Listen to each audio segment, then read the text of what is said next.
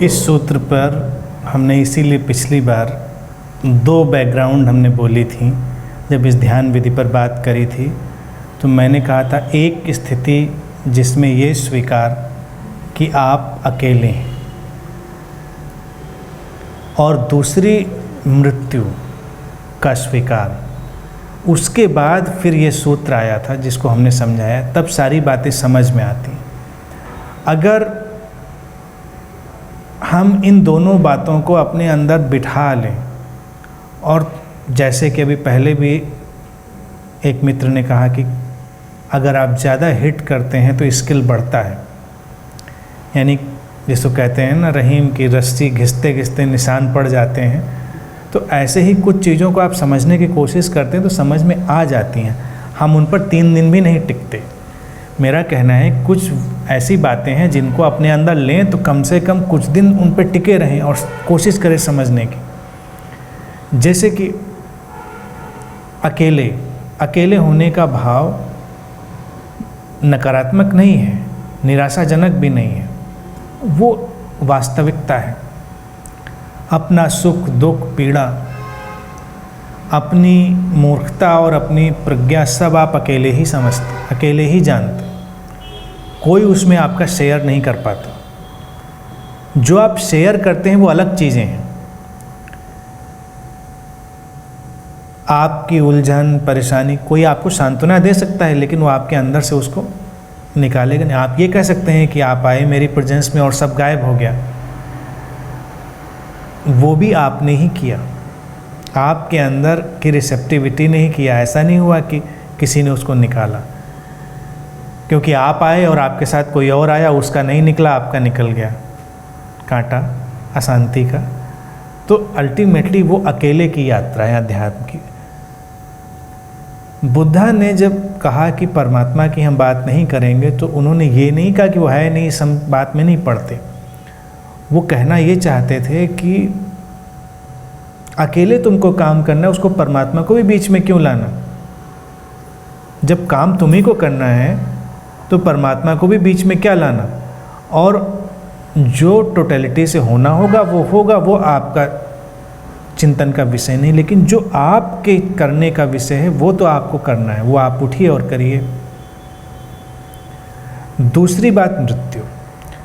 ये ऐसा शब्द है जिसको हम लाखों बार सुनते हैं, लेकिन हम इस पर 3 दिन भी टिकते नहीं।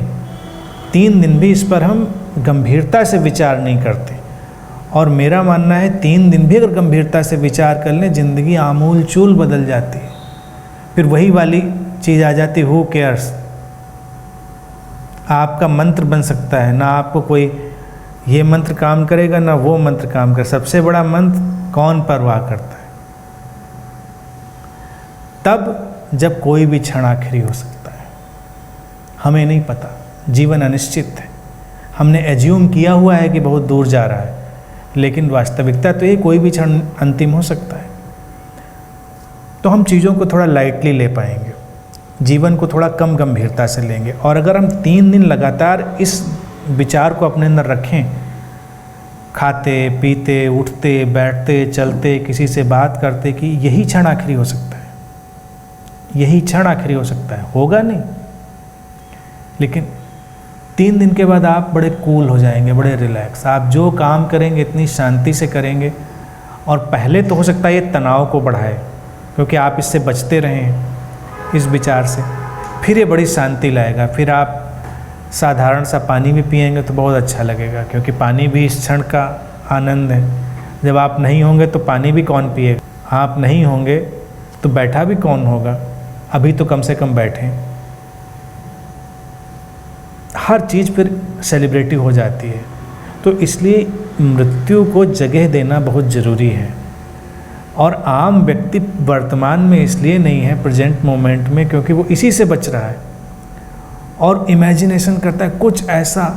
अब जैसे कि मान लो कोई व्यक्ति अभी 80-90 साल की उम्र में, 90 तो कम लोग खड़े होते हैं, 80 पे भी खड़ा है, 70 पे भी खड़ा है, बहुत समझने की कोशिश में लगा है। उससे पूछना है कब समझ में आएगा। कब समझोगे? आज या फिर कभी नहीं? या तो आज समझो, टाइम ज़्यादा नहीं।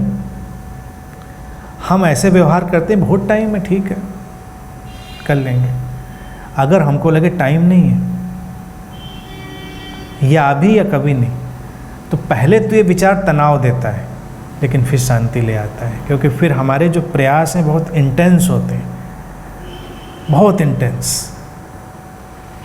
वर्तमान में रहने का यही एक बड़ा साधारण सा उपाय है, बड़ा सरल सा मुझे लगता है, आजमाया हुआ है, इसीलिए इसमें मुझे बहुत सरलता जान पड़ती है। अगर कोई इसको अपनाएगा, अकेले होने का सूत्र ये है कि आपकी पीड़ा, सुख, दुख, ज्ञान, अज्ञान आप ही जान रहे हो, तो आप किसी दूसरे से अपेक्षा क्यों कर रहे हो कोई भी और भी इसे जाने?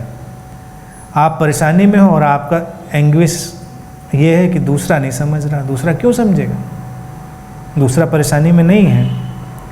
जब आप मुंह लटकाए दिखोगे तो पूछ लेगा कि अच्छा आज मुंह लटका दिख रहा है। फिर मेरा प्रश्न है कि मुंह लटकाए आप क्यों दिखाना चाहते हैं किसी को?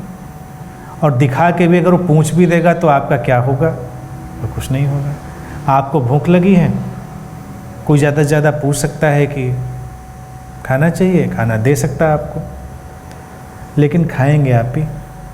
भूख आपकी ही शांत होगी, उसके खाने से आपकी भूख शांत नहीं होगी। किसी के किसी प्रयास से आपके ऊपर कोई फ़र्क नहीं पड़ेगा। तो इसलिए अकेले हैं। इस अकेले होने को जानना, इस अकेले होने को जानना। आप ध्यान कर रहे हैं, आप क्यों चिंता करते हैं कि ध्यान से लोगों को क्या समझ आएगा, नहीं आएगा? कई लोग ऐसे हैं, अभी खुद तो ध्यान में नहीं बैठे, सोचते हैं लोगों तक ध्यान कैसे पहुंचाएंगे, लोगों को ध्यान कैसे कराएंगे। फिर किसी को लगता है कि सब परिस्थितियां अनुकूल होंगी तो हम करेंगे। इसी पर कहावत चलती है अपने समाज में, नौमन तेल वाली, कि न नौमन तेल होगा न राधा नाचेंगी। अभी नाचिए, अभी इसी क्षण नौमन तेल का इंतज़ार मत करिए और मृत्यु को याद रखिए। नाचो नाचो, नहीं तो पता नहीं कब नाचो, फिर हो सकता है कभी ना। 3 दिन कोशिश करके देखिए, फिर देखिए 3 दिन बाद बड़ी शांति, सब काम बड़ी सहजता से होंगे। और बड़ी बातों में नहीं, छोटी बातों में ही आनंद आएगा। ज़मीन पर पैर रख के आप चलेंगे, उसी में बड़ा आनंद आएगा। कि आप ऐसा नहीं कि आपको इंटरटेनमेंट के पीछे क्यों भागता है आदमी? अज्ञानता, बेहोशी।